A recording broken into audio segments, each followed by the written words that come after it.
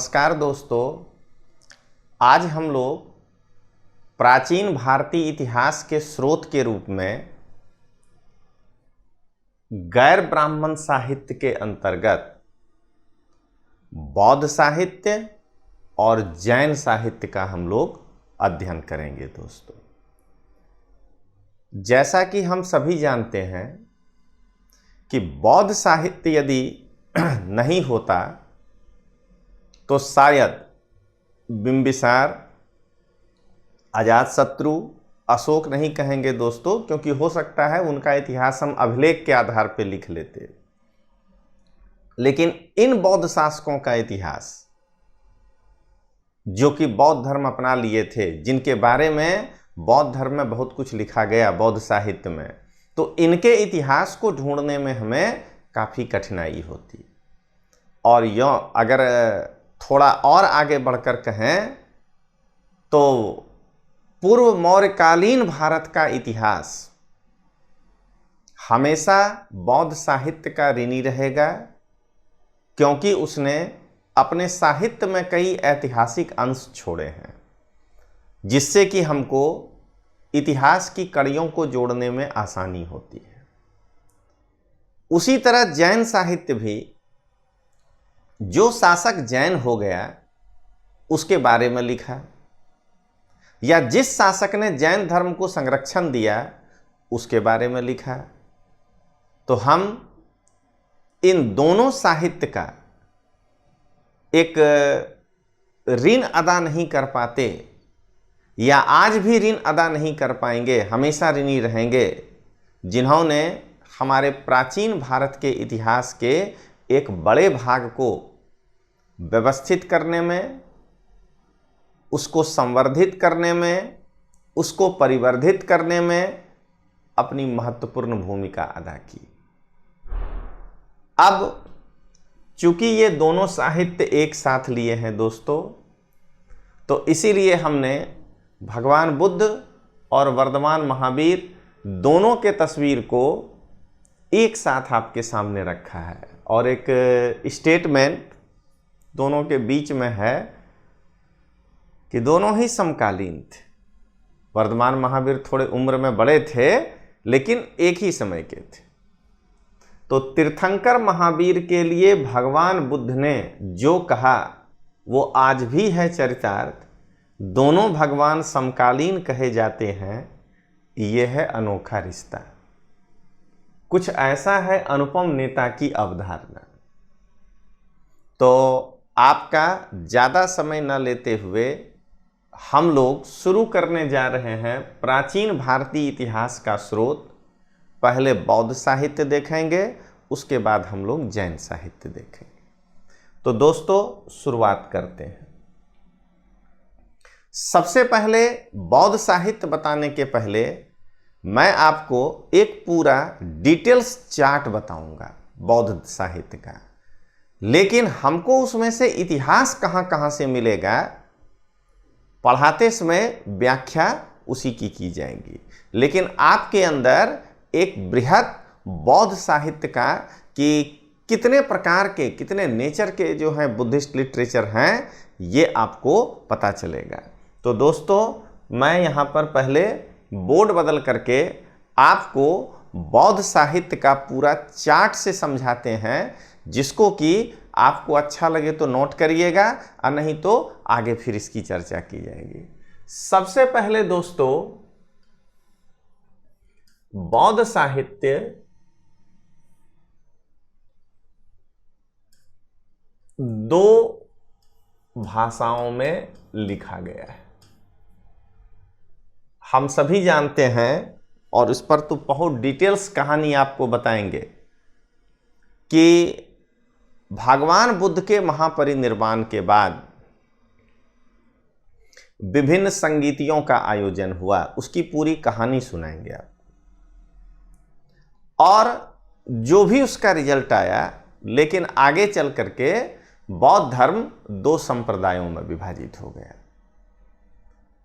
जो लोग किसी प्रकार का परिवर्तन नहीं करना चाहते थे वो हीनयानी कहलाए। ये आज के लिए इतना कम नहीं होगा जब आएंगे बौद्ध धर्म पे। और जो लोग परिवर्तन के साथ धर्म को स्वीकार किए, उनका कहना था कि समय के साथ चेंज होना चाहिए, वो महायानी कहलाए। तो दोनों के साहित्य अलग अलग भाषाओं में, केवल एक साहित्य अपवाद है, मिलिंद पहियों। वो पहले चार्ट बना देते हैं फिर बताते हैं। तो बौद्ध साहित्य जो है उसको हम लोग दो भागों में विभाजित करते हैं। क्यों? भाषा के आधार पर। एक जो है, भगवान बुद्ध ने जन सामान्य की भाषा पाली को अपनाया था। उस समय उच्च वर्ग के लोग संस्कृत बोलते थे और आम आदमी जो है वह पाली, प्राकृत, सौरसेनी कई भाषाओं का प्रयोग करते थे। तो भगवान बुद्ध को लगा कि अगर हम भी संस्कृत में ही उपदेश देंगे तो जिस तरह से उपनिषद में जो भी क्रांतिकारी बातें कही गई, संस्कृत में होने के कारण आम जनता उसको नहीं समझ सका। तो क्यों ना हम भी आम जनता की भाषा में जो है अपनी बात कहें, जिससे हमको बीच में मीडिएटर की आवश्यकता नहीं पड़ेगी। तो इसलिए उन्होंने पाली भाषा में उपदेश दिया। तो उनके जो हीनयान शाखा के लोग थे, उन्होंने उनके उपदेशों का संकलन पाली भाषा में ही किया। तो हीनयानियों का ग्रंथ जो है वह पाली भाषा में लिखा गया है। अब आगे चल करके जब महायान शाखा की स्थापना हुई तो उन्होंने एक नवीन भाषा में अपने सिद्धांतों का संकलन किया। सिद्धांत का मतलब वो भगवान बुद्ध का ही सिद्धांत था, लेकिन उसको थोड़े परिवर्तनों के साथ उन्होंने अपने भाषा में कंपाइल किया। लेकिन एकमात्र मिलिंद पहियों ऐसी किताब है जो हीनयान शाखा में होते हुए, जो पाली भाषा में होते हुए महायान शाखा से संबंधित है। वो क्यों? तो वो फिर आने दीजिए मिनांडर का काल, तब बताएंगे। अभी केवल ध्यान रखिएगा कि एकमात्र पाली भाषा में लिखा गया ग्रंथ मिलिंद पहियों है, जो कि महायान शाखा से संबंधित है। अब पाली भाषा में जो कुछ भी लिखा गया वो तो एक लैंग्वेज थी, उस प्रवाह में लिख दिया गया। ये संकर संस्कृत को क्यों अपनाए? तो अगर जब इनका डिवीजन हो गया तो हीनयानियों ने जब पाली भाषा को अपनाया, तो हो सकता है, इतिहास हमेशा संभावनाओं पे टिका है दोस्तों, हो सकता है कि इनको लगा हो कि यदि मैं कुछ भी पाली भाषा में लिखूंगा तो मुझे अलग से लोग नोटिस नहीं कर पाएंगे, वो लगेगा कि हीनयानियों का ही किताब है। अगर ये संस्कृत भाषा में गए होते, हो सकता था कि उसको फिर वही जनता को समझाने की आवश्यकता, और वो कहीं संस्कृत साहित्य के बड़े महासागरों में खो नहीं जाता। इसलिए संभवतः इन्होंने संकर संस्कृत को अपनाया। यानी वो ना तो पूरी तरह पाली है और ना ही पूरी तरह क्या कहते हैं संस्कृत है। आपके सर जब इधर किताब लिखाएंगे, तो मैं रजनीश तोमर, जब मैं एमए कर रहा था तो मेरे डिपार्टमेंट का नाम था बौद्ध अध्ययन संस्थान, दिल्ली विश्वविद्यालय में, एमए बुद्धिस्ट स्टडीज। तो उसमें फाइनल ईयर में चुनना होता था कि आप पाली लेंगे, कि आपका मेन पेपर, कि आपका हाइब्रिड संस्कृत होगा, कि चाइनीज होगा, कि फिलॉसफी होगा। तो उसमें हमने पाली को चुना था। लेकिन एमए के फर्स्ट ईयर में सब कुछ पढ़ना था, लिटरेचर पढ़ना था। तो इनके भी कई लिटरेचर को हम लोगों ने देखा है। तो संकर संस्कृत क्या है, उसके लिए मैं आपको सिर्फ 3 लाइन दिखाऊंगा, और एकदम सबसे आसान लाइन की आप समझ सकें। जैसे देखिए, जब हम संस्कृत लिखते हैं तो कहते हैं त्वम किम मन्यसी, तुम क्या मानते हो। त्वम किम मन्यसी। लेकिन जब हम पाली में इस चीज को लिखते हैं तो कहते हैं त्वं किंग मयसी। देखिए इतने का फर्क है दोनों में। यहां पे म हलंत है, पाली में ऊपर अनुस्वार है, और नाया के बदले पाली में च छ ज झ वाला या हो जाता है। तुम क्या मानते हो? लेकिन ये लोग जब नई भाषा का आविष्कार किया तो त्वम के बदले लिया तत्, एक नया शब्द। ये पाली वाला ले लिया किंग, और यहां पर संस्कृत रखते हुए एक नया ले लिया धातु ती अंती के जगह पर, ती अंती सीथा आमी आमी आवह आमह के जगह पर। यह पाली में दो ही वचन होता है, एक वचन और बहुवचन, लेकिन संस्कृत में होता है तीतः अंती सीथा था आमी आवह आमह वर्तमान काल में। तो ये लोग ती अंती के जगह पर सी के जगह पर से ले लिया, एक नया चीज आ गया वर्ब में।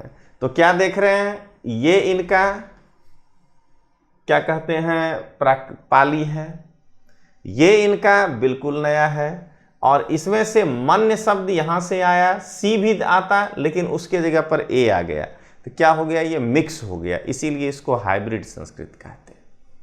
और अगर पाली का क्लास होता तो इसको कहते बुद्धिस्ट हाइब्रिड संस्कृत, बौद्ध संकर संस्कृत, क्योंकि इस लैंग्वेज में बौद्ध धर्म के किताबों को छोड़कर, से संबंधित किताबों को छोड़कर और कोई ग्रंथ नहीं लिखा गया। तो फिर तो इसको और क्लोज ले जाके छोड़ दीजिए कि बौद्ध संकर साहित्य से है। चलिए अब आगे देखें। पाली भाषा में लिखे गए ग्रंथों को दो भागों में बांटा गया है। एक, भगवान बुद्ध अपने जीवन काल में जो कुछ भी उपदेश दिए, या उनके सामने उनके शिष्यों ने, अगर भगवान बुद्ध कहे हों कि आज मेरा शिष्य कहेगा, तो उनके शिष्यों ने जो कुछ भी उपदेश दिए हों और उसका भिक्षुओं ने अनुमोदन किया हो,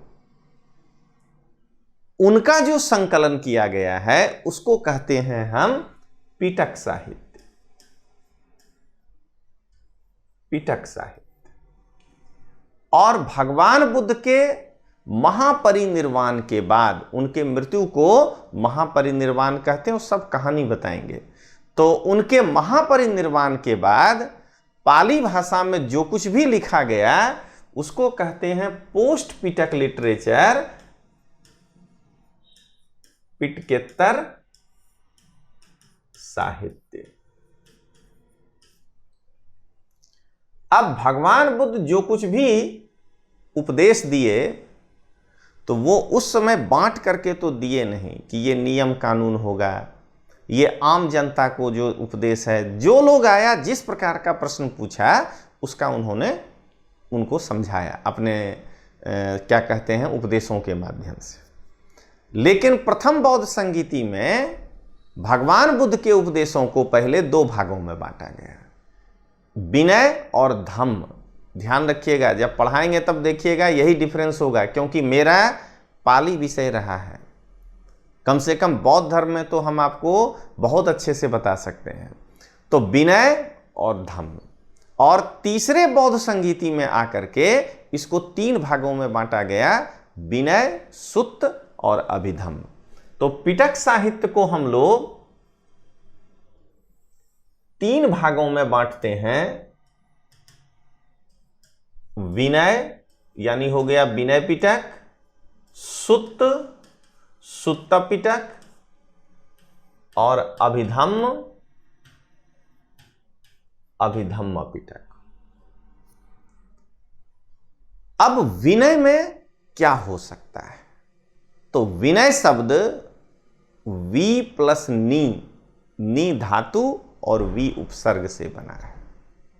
नी का मतलब होता है ले जाना, इसीलिए उससे बना है नेता, लीडर, ले जाने वाला।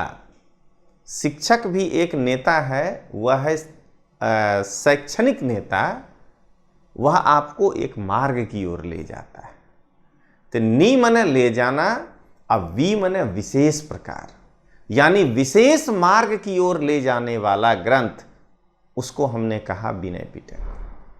तो इसमें भगवान बुद्ध भिक्षुओं को 227 नियम बतलाए हैं कि उनको ये पालन अपने जीवन में करना चाहिए, और भिक्षुनियों को 311 नियम दिए हैं। उसका कहानी के साथ अब प्लस वही जो हमें इतिहास मिलेगा उनके बारे में वर्णन है। अब एक भिक्षु भिक्षुनी दोनों के लिए जो कॉमन है वो मैं बताता हूं, एक आध दो नियम। तो 227 नियम में एक नियम है कि प्रत्येक भिक्षु को 2 ही चीवर रखना है, वस्त्र, और 1 ही पात्र रखना है। तो अब अगर कोई भिक्षु चुरा करके अगर गलती से 3 चीवर रख ले और 2 पात्र, पकड़ा गया तो वो छीन लिया जाएगा। सबके लिए दंड अलग अलग है। अब अगर एक बौद्ध भिक्षु रोज भोजन करना चाहता है तो उसको पूरब दिशा की ओर ऐसे मुंह करके खड़े हो जाना है और देखना है पीछे से कि 2 अंगुल छाया तो नहीं बीत गया, क्योंकि उसमें घड़ी नहीं था दोस्तों। तो 2 अंगुल छाया बीतने के बाद भोजन नहीं करना है, मतलब 12 बजे के बाद भोजन दिन में फिर नहीं करना है, अगले दिन करना है। यानी बौद्ध भिक्षु दिन में 1 बार ही भोजन करेगा। ये सब इतिहास में पढ़ाएंगे। एक प्रश्न होगा मेंस में कि भगवान बुद्ध एक धार्मिक नेता ही नहीं, या भगवान बुद्ध एक समाज सुधारक और धार्मिक नेता ही नहीं, बल्कि एक कुशल प्रबंधक और एक पर्यावरणविद थे। तो उस चीजों को कैसे लिखेंगे? तो ये कहानी कहें बताएंगे कि भगवान बुद्ध भिक्षुओं को 1 टाइम ही खाना खाने के लिए क्यों कहे होंगे इतिहास के हिसाब से। तो उसका नाम दिया गया पाली में द्वि अंगुल कप्पो। 2 अंगुल छाया बीतने के बाद भोजन नहीं करना है, या विकाल भोजना बेरमनी, समय के बीतने के बाद भोजन नहीं करना है। ऐसे 227 नियम भिक्षुओं के लिए और 311 नियम भिक्षुनियों के लिए, और अन्य कहानियों के साथ जो रखा गया उसको कहा गया विनय पिटक।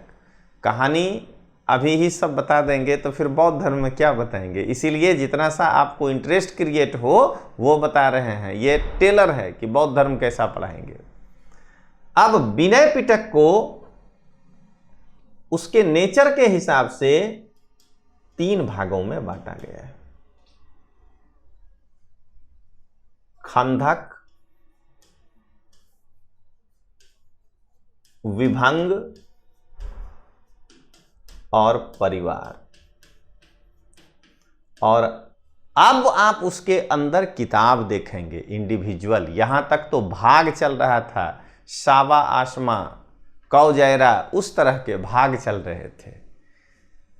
अब खंदक के अंदर जो है 2 ग्रंथ आते हैं। एक है महावग, महावग, म हा व आधा ग पूरा ग। दरअसल पाली में रेफ नहीं होता है, तो ऐसे अनेक नियम हैं, किंतु ये मेन नियम है कि जिस लेटर के ऊपर रेफ होता है उसी को डबल कर देते हैं। अब वैसे अणा के ऊपर होता है तो जीर्ण है तो जिन्न हो जाएगा, वर्ग है तो वग हो जाएगा, ठीक है। लेकिन अब या पर रेफ हो जाएगा तो उसका रीय होता है। सूर्य पाली में नहीं बोलते हैं सूर्य, आर्य नहीं बोलते हैं अरीय। ऐसे अंदर फिर पेटा नियम है, लेकिन मेन नियम है कि जिस लीटर के ऊपर रेफ हो हिंदी में उसको बस डबल कर दीजिए, पाली हो जाएगा वग, तो महावग। और दूसरे का नाम है चुल्लवग।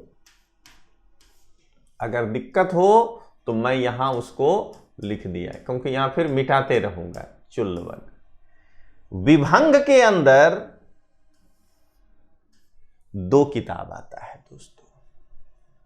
पाराजिक, पराजित हिंदी का, पाली में होता है पाराजिक।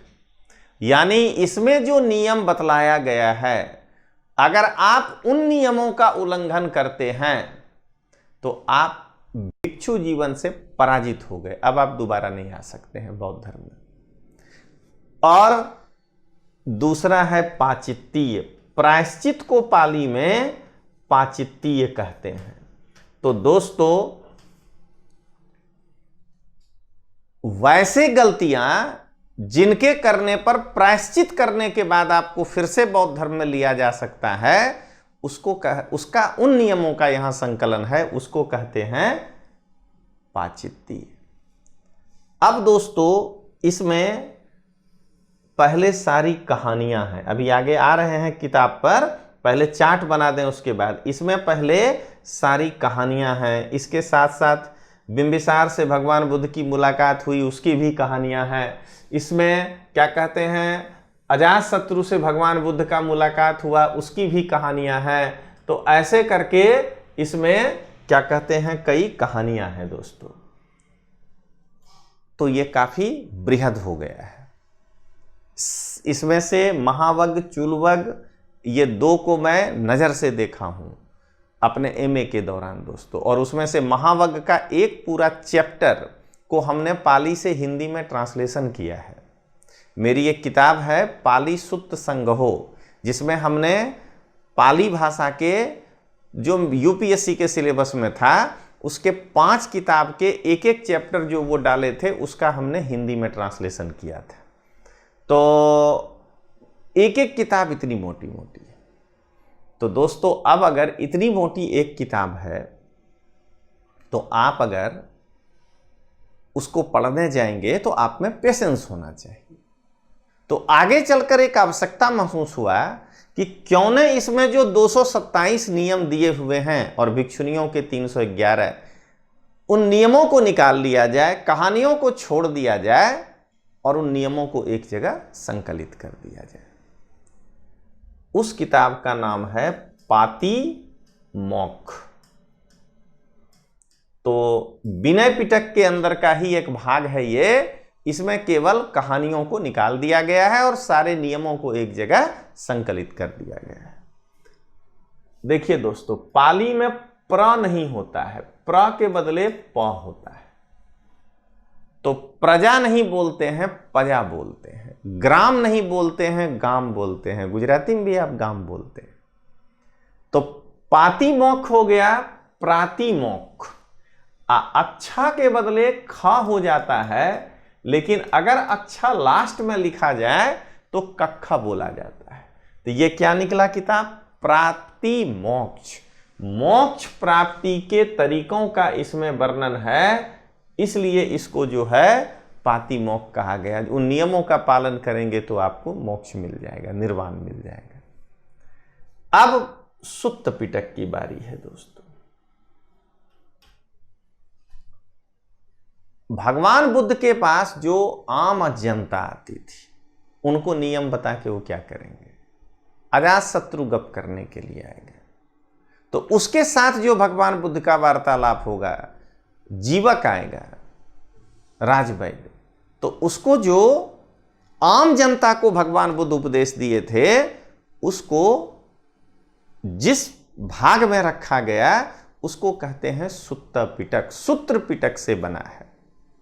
इसके अंदर 5 ग्रंथ आते हैं और उन ग्रंथों को निकाय कहा गया है। तो आगे केवल नाम लगाना है, पीछे निकाय लगा देना है। तो नाम है दीघ निकाय दोस्तों। दीघ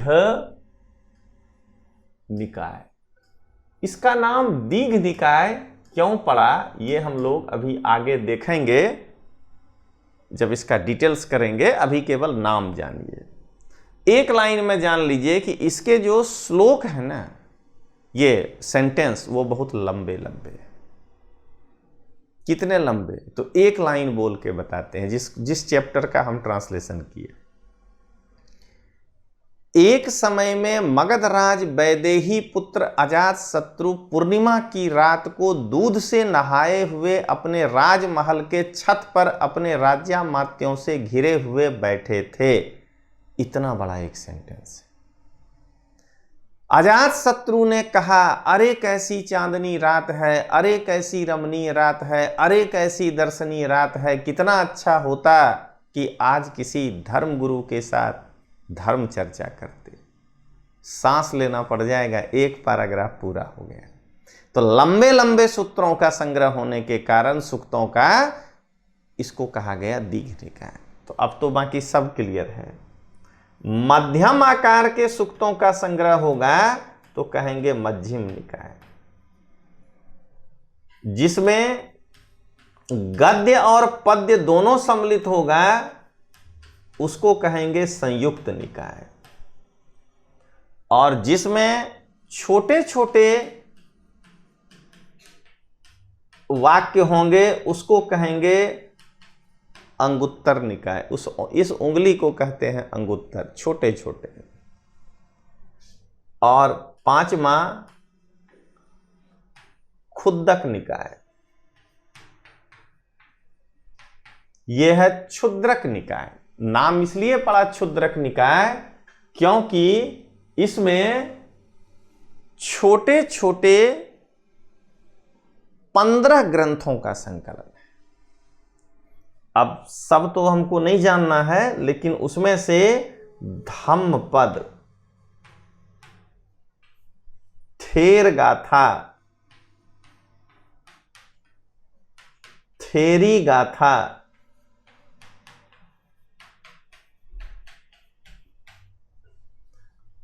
और एक किताब और जानना है, जातक। अब इन सब का डिटेल्स पढ़ेंगे दोस्तों सोर्स के रूप में।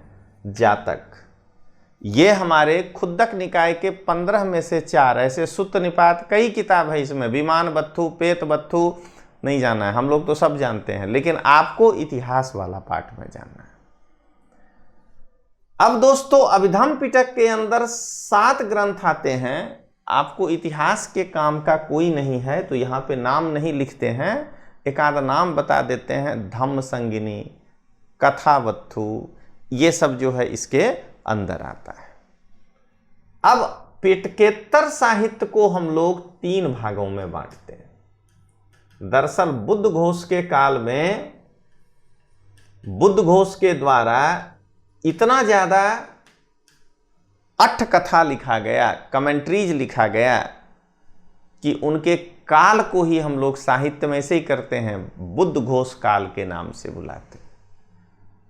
तो भगवान बुद्ध के महापरिनिर्वाण के बाद और बुद्ध घोष के पहले जो कुछ भी लिखा गया उसको कहा गया पूर्व बुद्ध घोष काल, और बुद्ध घोष के बाद अब जो कुछ भी लिखा गया उसको कहेंगे उत्तर बुद्ध घोष काल।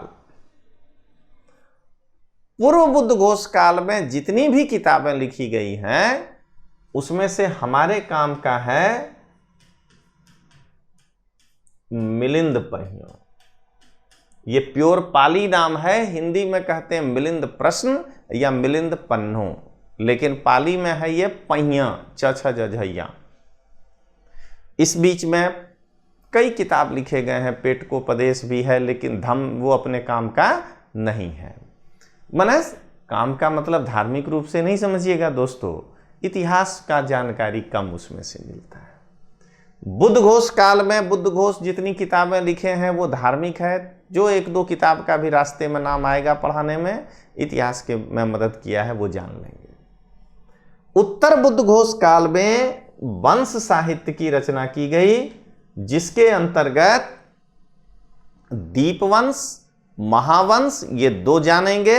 अब बाकी तो थूप वंश, शासन वंश, स्तूप को साता को था बोलते हैं पाली में, कई किताब लिखे गए हैं दोस्तों। वंश साहित्य के बाद जो है यहां पे छंद शास्त्र की रचना हुई पाली में। वुत्तोदय किताब का नाम है। वुत्त मने होता है पाली में छंद, छंदों का उदय वुत्तोदय। छंद के बाद इसमें अलंकार की रचना हुई, अलंकार शास्त्र पाली में। तो किताब का नाम है सुबोध प्लस अलंकार, सुबोधालंकार।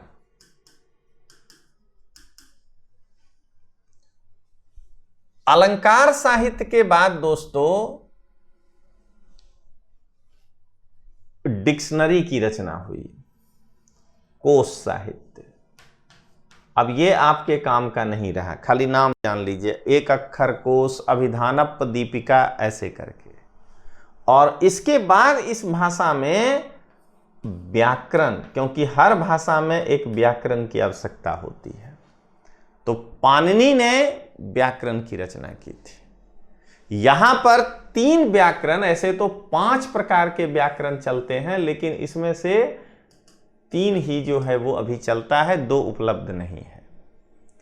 एक कात्यायन महोदय ने लिखा है, पाली में ताता नहीं होता है, उसके बदले क्या कहते हैं, ताया हो जाता है, तो कच्चायन हो जाएगा पाली में कात्यायन के जगह पर, ताया के बदले चाचा, तो कच्चायन ने लिखा है। दूसरा स्कूल है मोगलायन, और तीसरा स्कूल है शब्द नीति, शब्दों की नीति, ये श्रीलंका में चलता है। भारत में कच्चायन और मोगलायन 2 प्रकार के साहित्य चलते हैं। इन्हीं का अध्ययन आज आपको सोर्स के रूप में करना है कि किस प्रकार से इसने भारतीय इतिहास में स्रोत के रूप में काम आया। संकर संस्कृत में जो पुस्तक लिखी गई है सधर्म पुंडरीक, सधर्म पुंडरीक, वैपुल्य सूत्र,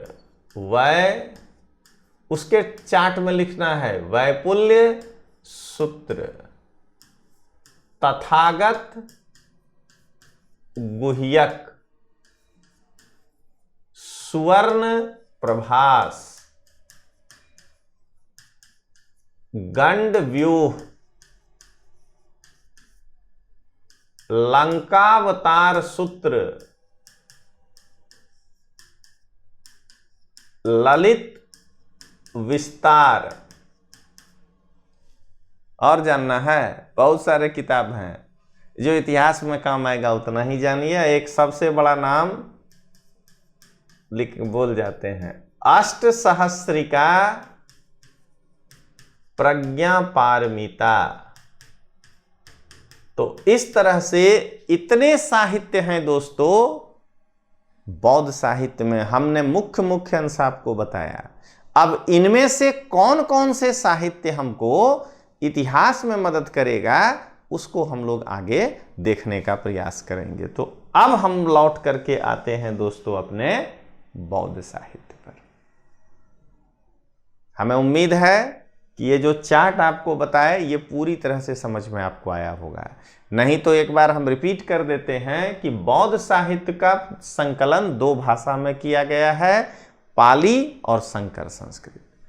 पाली भाषा के साहित्य को उसके नेचर के हिसाब से 2 भागों में बांटते हैं।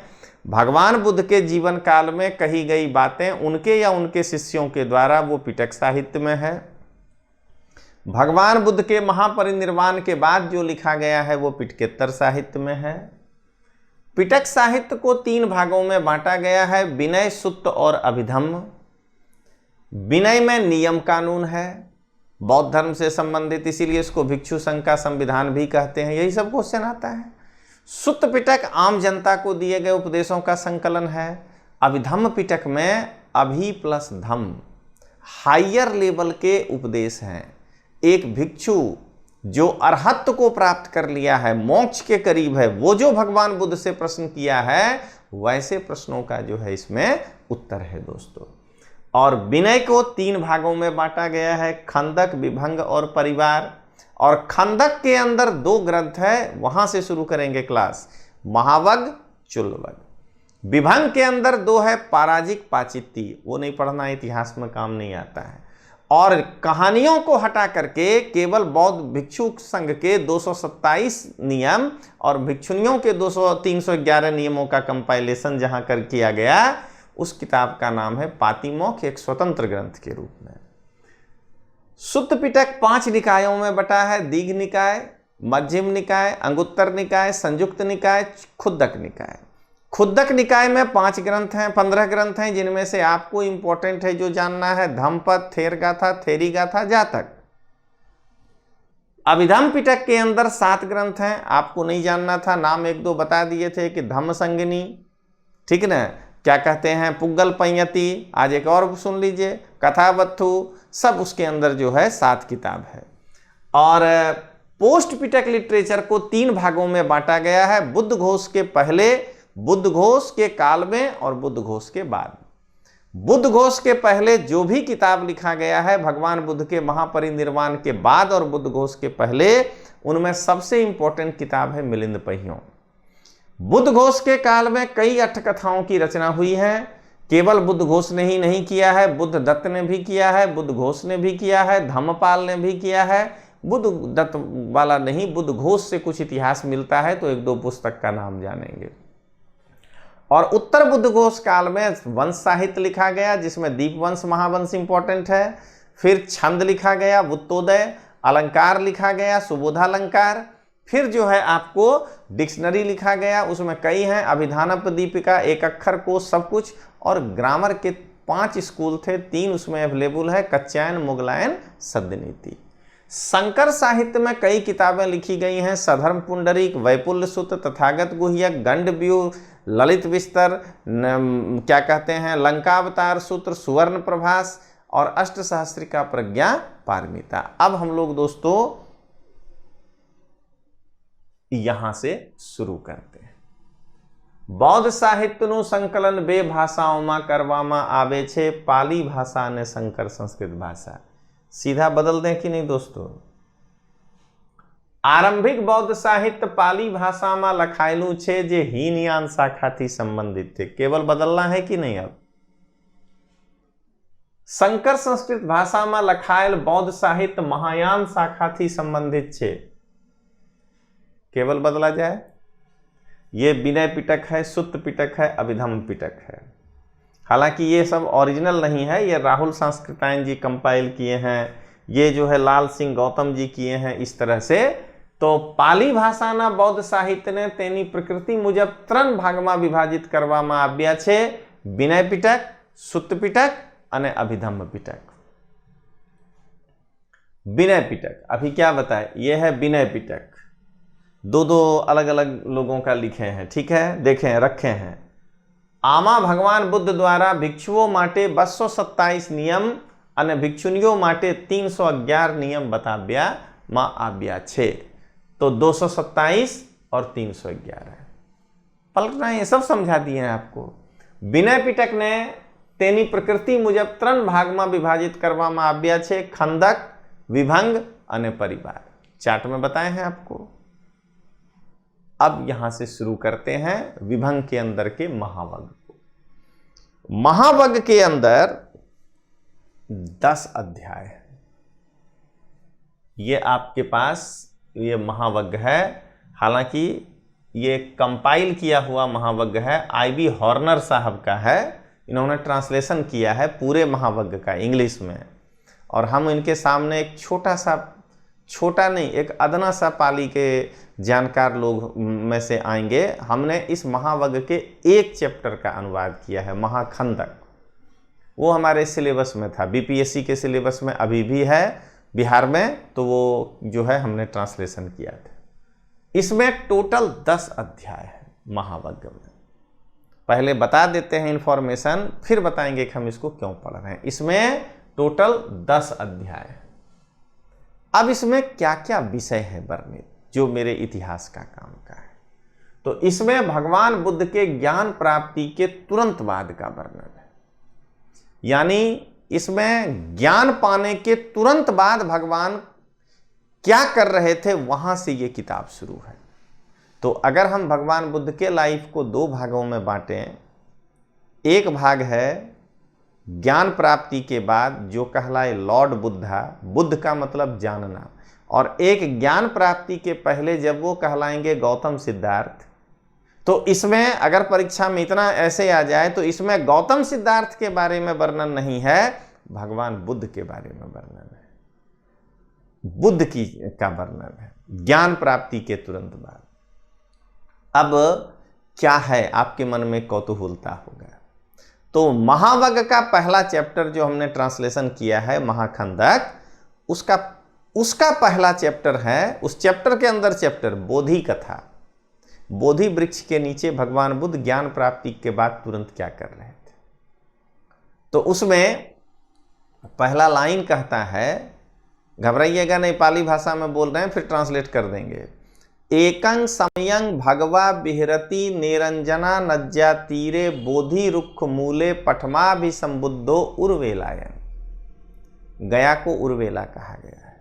एक समय में भगवान बुद्ध ज्ञान प्राप्ति के तुरंत बाद बोधि वृक्ष के नीचे गया में विहार कर रहे हैं, टहल रहे हैं उस वृक्ष के नीचे।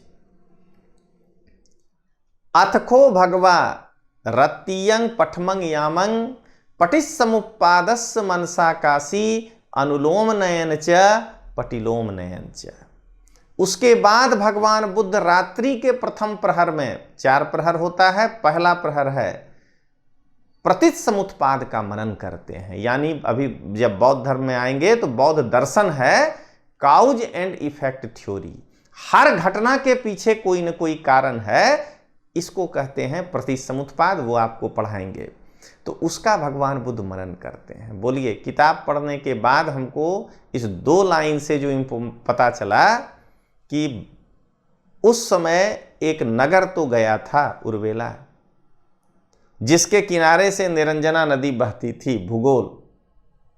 और भगवान बुद्ध भी पढ़ेंगे, साहित्यिक व्यक्ति हैं, तो वो वहां क्या कर रहे थे, तो ज्ञान प्राप्ति के बाद विहार कर रहे थे। भगवान बुद्ध के ज्ञान प्राप्ति के बाद दिमाग में सबसे पहला कौन सा दर्शन आया, तो प्रतिसमुत्पाद आया। फिर उसका पूरा वर्णन है, प्रतिसमुत्पाद क्या है पाली में। उतना नहीं जाएंगे दोस्तों, आपको परेशानी हो जाएगी। हाँ, उसके बाद भगवान बुद्ध के मुंह से क्या निकला,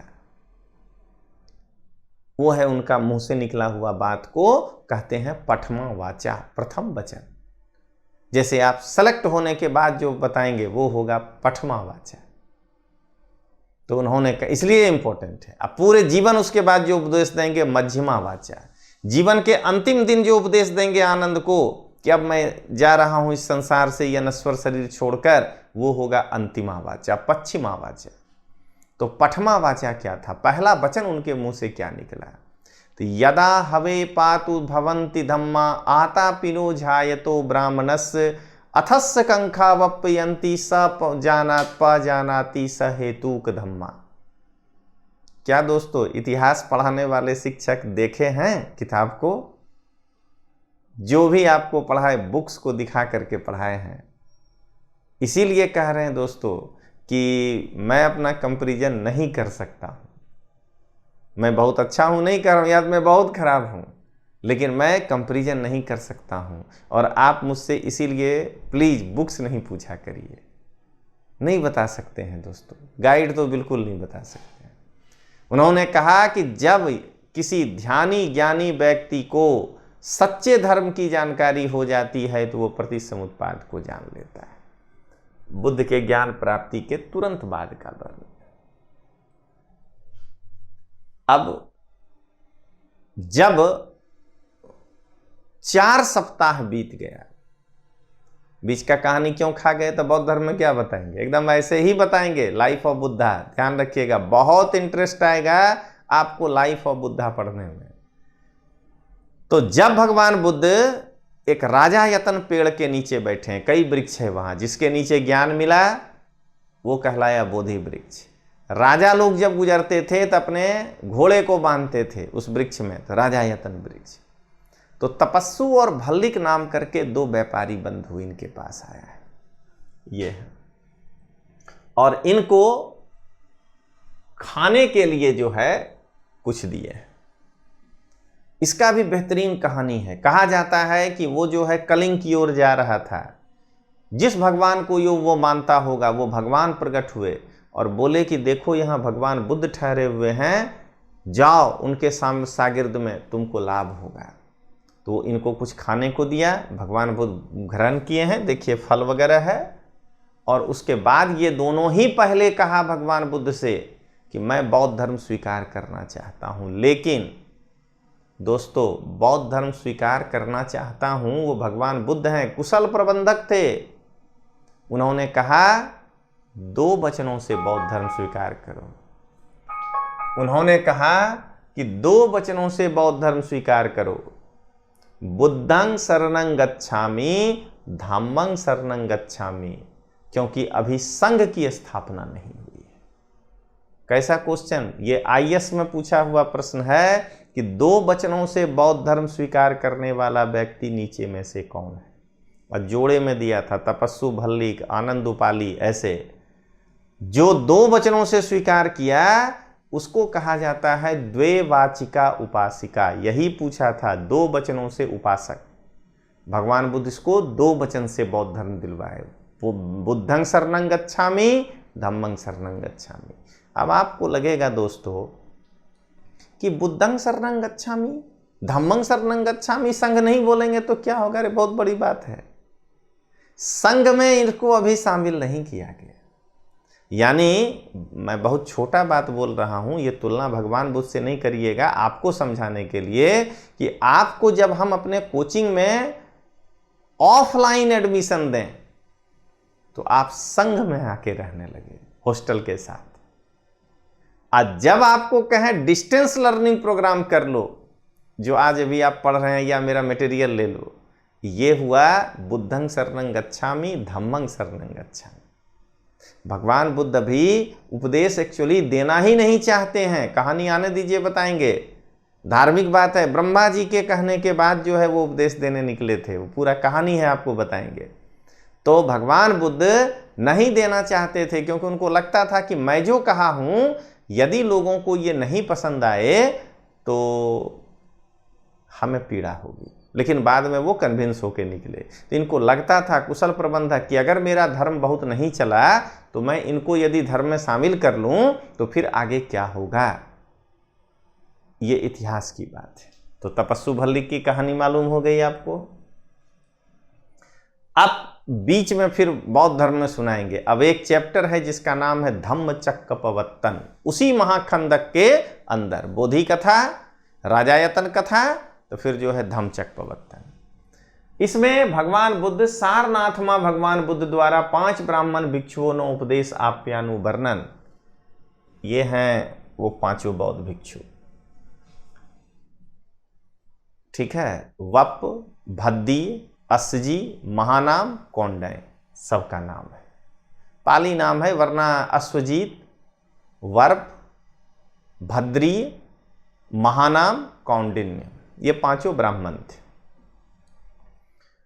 भगवान बुद्ध जब सारनाथ में जाते हैं ज्ञान प्राप्ति के बाद, तो उसके पहले ये लोग जो है पहले तपस्या के समय राजगीर में जब ये कर रहे थे तो भगवान बुद्ध के साथ ये तपस्या में थे, साथ बैठ के। लेकिन सुजाता के हाथ से जो भगवान बुद्ध खीर ग्रहण कर लिए थे उससे ये लोग उनका साथ छोड़ के चले गए थे। अब मिलन हो रहा है ज्ञान प्राप्ति के बाद। तो जब भगवान बुद्ध को दूर से देखता है तो इनमें से एक कहता है, सब नाम अभी कुछ नहीं क्योंकि फिर बौद्ध धर्म नीरस हो जाएगा, आपको माना कि सक्रेसी खुल जाएगा कि अरे देखो गौतम आ रहा है। तो दूसरा कहता है जाने दो यार, वो तो भ्रष्ट हो गया होगा, उसके साथ नहीं बैठना है। तो तीसरा कहता है कि नहीं यार, अपना मित्र है, बिठाएंगे, आदर सत्कार करेंगे, अगर वो अपने मन की बात करेगा तो ठीक, नहीं करेगा तो अपने छोड़ देंगे। तो भगवान बुद्ध को बिठाया। उस समय लोग पैदल चलते थे, तो अतिथि सत्कार किसमें होता था? तो गर्म पानी से पैर धोया जाता था अतिथि का। तो भगवान बुद्ध का ये लोग पैर धो रहे थे, इसमें बड़ा छोटा नहीं, कोई किसी के अतिथि के यहाँ जो अतिथि बन के जाएगा उसका पैर धोया जाता था। और कहते हैं कहो गौतम क्या हाल चाल है। तो भगवान बुद्ध कहें कि अब मैं गौतम नहीं हूँ, मेरी बात सुनो, मैं बुद्ध हो चुका हूँ, तुम्हारे फायदे के लिए होगा। कहानी गायब बौद्ध धर्म में। तो उसके बाद भगवान बुद्ध जो इन 5 को ये उपदेश दे रहे हैं, इसको कहते हैं धम्मचक्कपवत्तन। धर्म रूपी चक्का, धर्म चक्र परिवर्तन, जो रुक गया था वो अब चलने लगेगा। समाज में जो जड़ हो गया था, लोग रूढ़ी प्रथाओं का प्रयोग करने लगे थे, वो भगवान बुद्ध उसको आगे चला दिए। इतना जैन धर्म में कहानी नहीं आएगा दोस्तों, क्योंकि जैन धर्म धार्मिक ज्यादा है, पुस्तक इतिहास उससे कम मिलता है। अब ये क्या उपदेश दिए हैं धम्मचक्कपवत्तन में? तो कहते हैं भिक्खवे, हे भिक्षुओं, ये जो दे बोल रहे हैं भगवान बुद्ध इसमें, द्वे में अंता पवज्जिता ना सेवितब्बा, कभी भी एक प्रवर्जित व्यक्ति को जो घर संसार छोड़ दिया है, दो अंतों का सेवन नहीं करना चाहिए। दो एक्सट्रीम है इस समाज में, संसार में। कतमे द्वे, कौन से दो? यो चायं कामेषु काम सुखल्लिकानुयोगो, अपने इंद्रिय को अत्यधिक सुख देना, हीनो गम्मो अनर्थ संगतो, ये हीन काम है, अनर्थ को पैदा करता है, अत्यधिक सुख में मत रहिए। यो चायं अतकिल मथानुयोगो, अपने को अत्यधिक कष्ट देना, हीनो गम्मो अनर्थ संगितो, ये अनर्थ को पैदा करता है। ठीक है। एते खो उभे अनूपगम तथागता अभिसंबुद्धा, इन दोनों के बीच में जाकर तथागत ने एक मार्ग खोजा है। कौन सा मार्ग? मध्यमा पटिपदा, यह है मध्यम मार्ग। साएब अरियो अष्टांगिको मग्गो, यह आर्य अष्टांगिक मार्ग। यानी इतिहास निकला इससे कि यहां पर भगवान बुद्ध ने क्या कहते हैं, किस चीज का उपदेश दिया है? 4 आर्य सत्य, आर्य अष्टांगिक मार्ग और मध्यम मार्ग का उपदेश दिया। यानी पहला उपदेश क्या दिए हैं? ये 3। मनन क्या किए हैं? प्रतिसमुत्पाद। क्वेश्चन यहां से आएगा दोस्तों। अब आगे बढ़ें, अब ज्यादा पाली नहीं, आप घबरा जाइएगा। तो अब उसके बाद भगवान बुद्ध से यश वाराणसी का बौद्ध धर्म ग्रहण किया। और ये फोटो यश का नहीं है, बिंबिसार का है। सुनिएगा अब जरा, अगर मेंस का क्वेश्चन लिखना हो कुशल प्रबंधक, तो भगवान बुद्ध ने जब बौद्ध धर्म पे आएंगे तो और डिटेल्स बताएंगे। सबसे पहला उपदेश 5 ब्राह्मण सन्यासी को दिए। समाज का उच्च वर्ग, एक क्षत्रिय होकर के अगर 5 ब्राह्मण सन्यासी को, ब्राह्मणों को अपना शिष्य बना लिए, तो समाज के और वर्गों को, अब किसी भी वर्ग को भगवान बुद्ध का शिष्य बनने में कोई दिक्कत नहीं होगा। सेकंड पार्ट है यश। जानते हैं इनके पिता इतने अमीर थे कि इनके लिए 3 महल बनाए थे। पैसा वाला, समझना है उस समय के रिलायंस कंपनी होंगे वो। एक गर्मी के लिए, बरसात के लिए, एक ठंडे के लिए।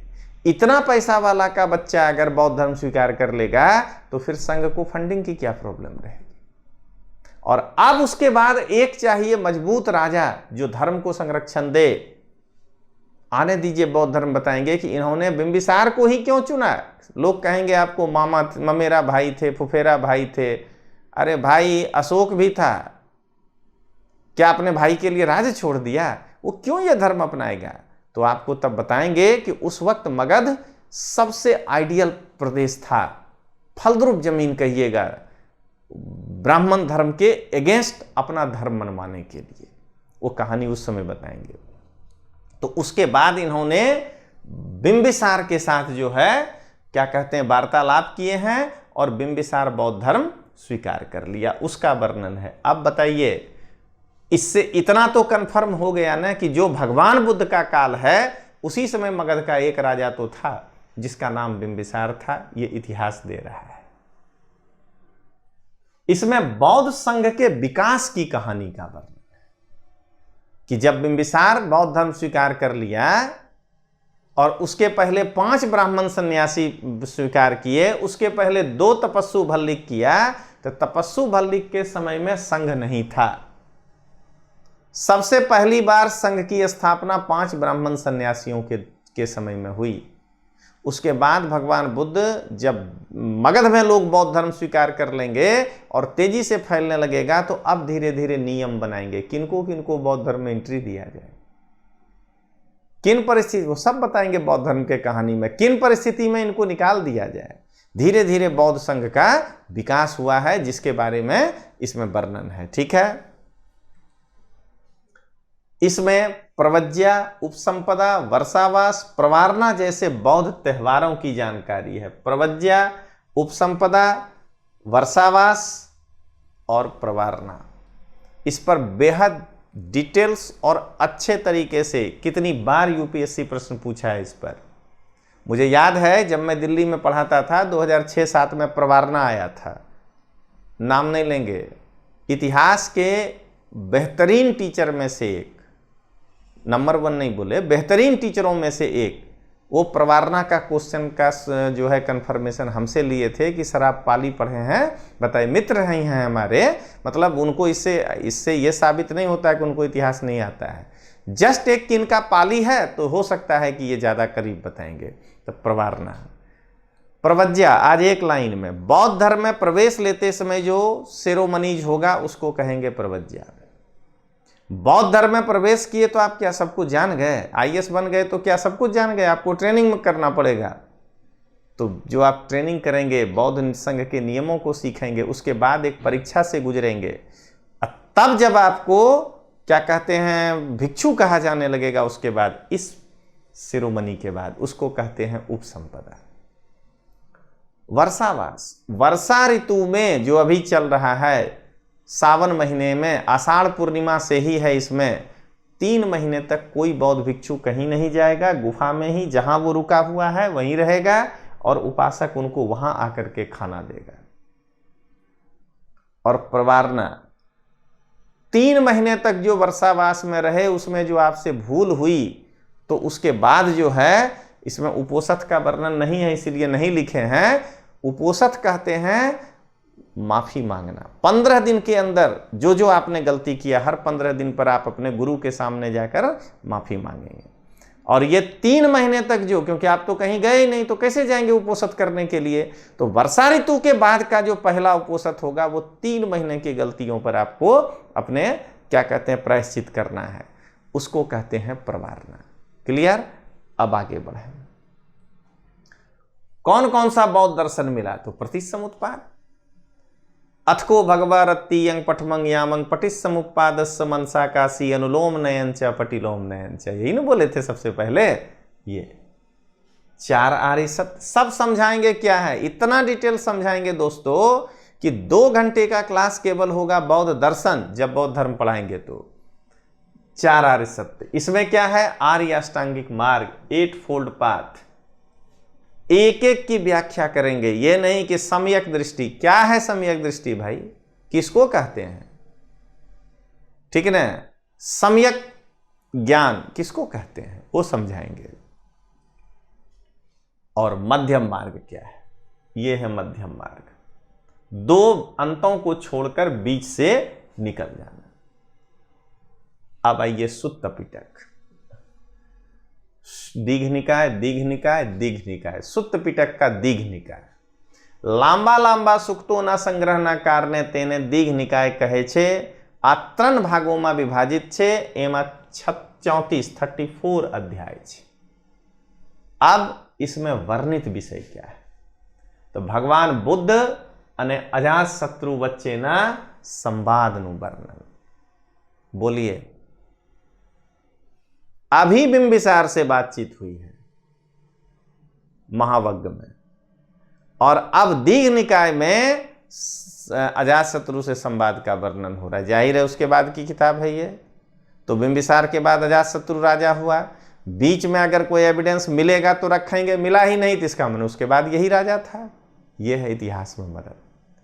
तो हुआ क्या कि इसमें बेहतरीन कहानी है। अजात शत्रु अपने पिता की हत्या किया है, वो इसी से पता चलता है। इस चैप्टर को हम ट्रांसलेट किए हैं, ये बताते हैं। अजात शत्रु एक दिन मगधराज वैदेही पुत्र अजात शत्रु, सब कुछ पता चल गया, मगध का राजा है, विदेह की इसकी माँ है, तभी वैदेही पुत्र कहे, इसीलिए वैशाली कहते हैं हम लोग कि वैशाली की थी। चिंता में रहता है पिता की हत्या के बाद, तो अपने राजा मात्यों के साथ राजमहल पर के छत पर बैठा है। अचानक कहता है कि आज पूर्णिमा की रात है, मेरी इच्छा है कि अब पाली नहीं बोलेंगे, अपस्त हो जाइएगा, आज मेरी इच्छा है कि मैं किसी धर्मगुरु के साथ चर्चा करूं। दरअसल वो ये जानना चाहता है कि क्या हमने जो हत्या किया है उसका हमको कोई मतलब कि पाप लगेगा। तो एक दरबारी खड़ा हुआ, कहता है कि महाराज यहाँ पर प्रकुद कात्यायन जी ठहरे हैं। इसका मतलब भगवान बुद्ध के काल में और भी लोग थे, दार्शनिक लोग, 62 संप्रदाय के लोग थे। उनमें से 6 बहुत इंपॉर्टेंट थे, क्योंकि उस सभा में 6 का नाम लिया गया। इसीलिए जब क्वेश्चन आता है 6 एसेटिक टीचर्स, 6 तीर्थंकरों के मतों का वर्णन, तो इन्हीं 6 का बताते हैं। पूरन कश्यप, प्रकृत का तयन हो गया, दूसरा नाम पूरन कश्यप है। अजीत केश कंबल है, तीसरा दरबारी, बार बार उठ के एक एक कह रहा है।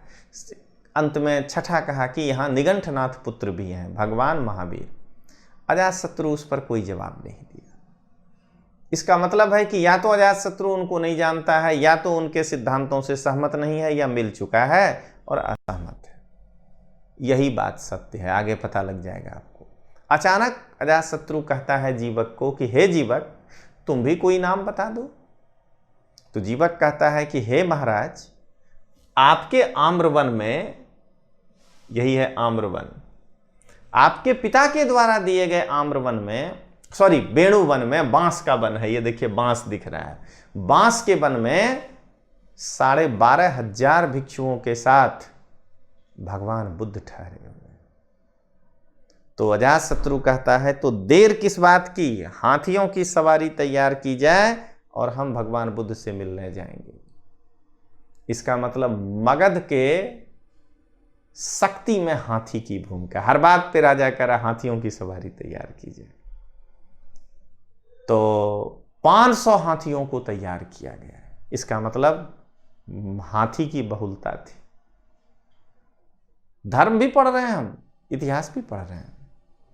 जब अजातशत्रु वेणुवन में पहुंचा तो अब हाथी को आगे जाना संभव नहीं था, तो वहां से उतर गया और अपने जीवक के साथ आगे चला। अचानक बिंबिसार, सतर्क राजा है, रुक गया। कहता है हे जीवक, क्या तुम कहीं शत्रुओं से तो नहीं मिल गए हो? तुम मुझे इस जंगल में अकेले ला करके। तो जीवक कहा क्यों महाराज? तो कहता है कि मुझे तो लगता है कि तुम शत्रुओं से मिल गए। तो क्यों? तुमने कहा था कि 12,500 बौद्ध भिक्षु हैं, लेकिन यहां तो किसी के खांसने थूकने तक की आवाज नहीं आ रही है, नीरव शांति, कैसे मान लें? तो जीवक कहता है, एक्चुअली पाली निकल जाता है, मां भई महाराज, हे महाराज भय मत करिए, देखिए सारे भिक्षु मेडिटेशन कर रहे हैं, इसलिए किसी के खांसने थूकने की आवाज नहीं है। दोस्तों जरा सोचिएगा कि आपको बौद्ध धर्म कहाँ से पढ़ाएंगे। और इतिहास के यहाँ जितने भी टीचर हैं, कुछ लोग पिता भी बोल देते हैं, दादा भी बोल देते हैं, चले बने पर दादा भी बोल दे, बहुत बहुत ही तरस आता है उनके ऊपर। एकदम सारे की बात कर रहे हैं, एक दो नहीं, जितना है इतिहास पढ़ाने वाला अपने गुजरात में, स्तरहीन लोग हैं। अभी उनको अध्ययन की आवश्यकता है, वो खुद टीचर हैं। दिल्ली में कई एक को नहीं मालूम है, अरे 2, 3, 4 को नहीं मालूम है, 1 को है कि नहीं मालूम हमको। तो ये ध्यान रखिएगा दोस्तों, जब तक सोर्स नहीं जानेंगे तब तक हम इतिहास का एनालिसिस नहीं कर पाएंगे। वो लोग आपको एक बुक दिखा देंगे कि ये देखो इस गाइड से पढ़े हैं, या मान लीजिए गुजरात की जो अच्छी और ऑथेंटिक किताब है, गुजरात ग्रंथ निर्माण बोर्ड, अच्छी किताब है, वो दिखा देंगे। मैं कहाँ दिखा रहा हूँ, तो मैं तो ये भी नाम नहीं ले सकता हूँ, आपको अच्छा लगता है पढ़ लीजिए। और ऑथेंटिक किताब है, सरकार के द्वारा छापा है, पढ़िए, लाभ ही होगा। देख लीजिए जो अच्छी किताब है, मैंने नाम बताया आपको, जीसीईआरटी पढ़ लीजिए, लाभ ही होगा। लेकिन बताइए मैं कहाँ बता रहा हूँ आपको, तो आगे देखिए। तो अब भगवान बुद्ध के सामने बैठ गए। जैसे ही भगवान बुद्ध मेडिटेशन से आंख खोलते हैं, बोलते हैं मुस्कुरा के, कहिए महाराज। तो अजातशत्रु कहता है कि आपसे एक प्रश्न पूछना है। बोले पूछिए। बोले ये बताइए, आप लोग जो सबको कहते हैं कि भिक्षु बन जाओ, भिक्षु बन जाओ, तो अगला जीवन बहुत अच्छा होगा, वो तो कोई देखा नहीं है, अभी न भी क्या लाभ मिलेगा अगर हम भिक्षु बन जाएं तो भगवान बुद्ध कहते हैं कि क्या ये प्रश्न आप किसी और से भी पूछे हैं? तब अजातशत्रु उन 6 का नाम फिर से बोला कि इनसे पूछे हैं, उनका पूरा थ्योरी बताया और कहा कि महाराज मैं असंतुष्ट हूं। कहा कुछ और नहीं बताएंगे, कैमरे पे हैं, कहा कि मैं असंतुष्ट हूं। कहा यही कि धार्मिक नेता नहीं होते तो हम देश निकाला दे देते। तो भगवान बुद्ध को कहा कि अब आप बताइए। तो भगवान बुद्ध कहते हैं यही इनमें एक कलिबर्थ है। देखिए एग्जाम्पल कहाँ से दे रहे हैं कि अजातशत्रु तुम्हारा एक नौकर है जो तुम्हारे सोने के बाद सोता है, जगने के पहले जग जाता है और तुम्ही को देखते रहता है कि कोई आदेश करे और हम उसको पूरा करें।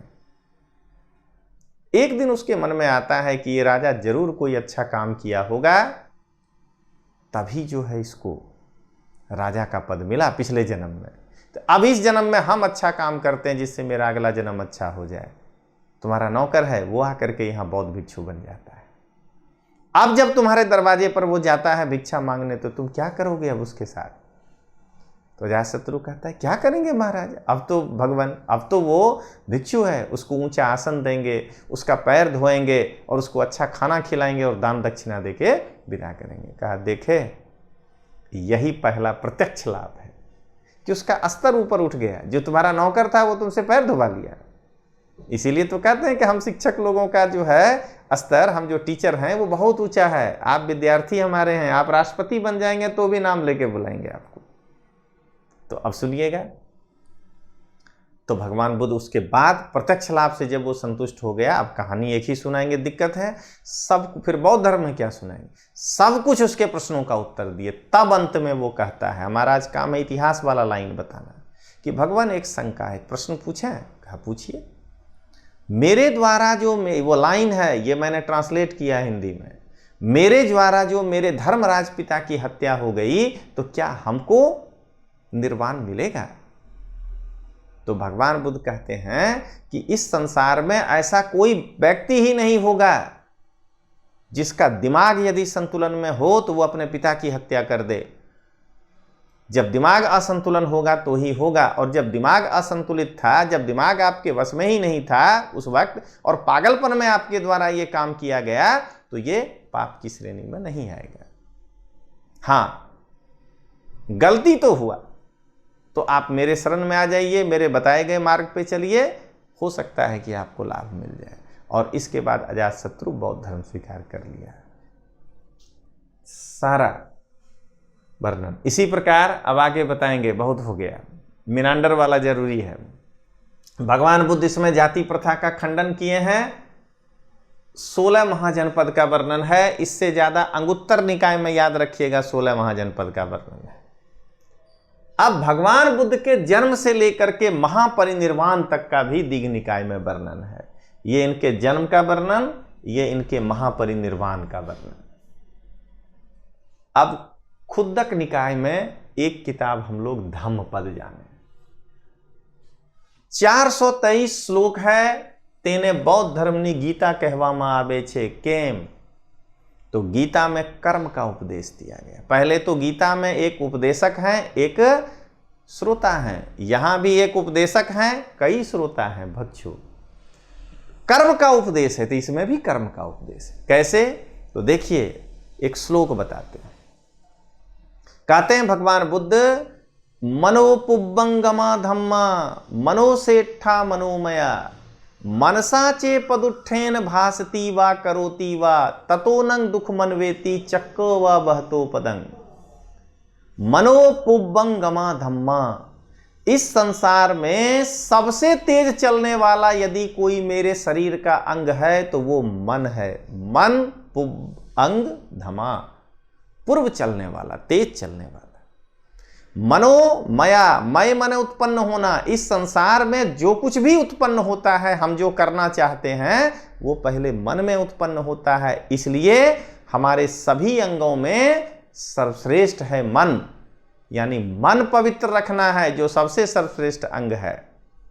फिर कहते हैं मनोपुब्बंगमा धम्मा मनोसेठा मनोमया। अब कहते हैं मनसा चे पदुत्थेन, यदि कोई दुष्ट मन से कुछ बोलता है, भासती वा करोति वा, अगर वह कुछ करता है तो ततो नंग दुख मनवेति, दुखंग अनवेति, उसका दुख पीछा करता है।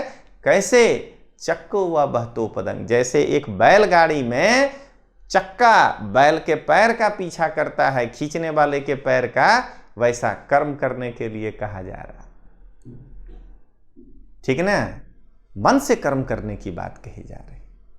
अकोच्छिमंग अवधिमंग अजीनिमंग अहासिबे, उसने मुझको डांटा, उसने मुझको मारा, उसने मुझको लूट लिया, उसने मुझको हराया। ये तंग उपनय हंती, जो ये अपने समीप लाता है, वेरंग तेसंग न सम्मति, उसके मन का बैर कभी शांत नहीं होता है। दोस्तों 423 श्लोक और 26 चैप्टर, 5 चैप्टर का ये सारे श्लोक का अनुवाद हमने किया था। पहला 5 चैप्टर अशुभानुपस्सिंग विहरंतंग, जो अशुभ को देखकर विहार करता है। हर चीज को नकारात्मक देख के मत विहार करिए, सकारात्मक वे में भी विहार करिए। तो यहां पर इसीलिए इसको बौद्ध धर्म कहते हैं गीता, क्योंकि इसमें कर्म की बात है। थेर गाथा भगवान बुद्ध के अरहत प्राप्त भिक्षुओं के द्वारा बताएंगे। हायरार्की है बौद्ध धर्म में। जब आप बौद्ध धर्म नहीं स्वीकार किए हैं तो आपको कहा जाएगा पृथुजन, आप पृथक जन हैं, अपने अपने हिसाब से जो है निर्वाण पाना चाहते हैं, नहीं मिलेगा। एंट्री लेंगे और नियम सीख रहे हैं, उसको कहते हैं श्रमण, सामनेर। जब नियम सीख करके आप जो है परिपक्व हो जाएंगे तो भिक्षु।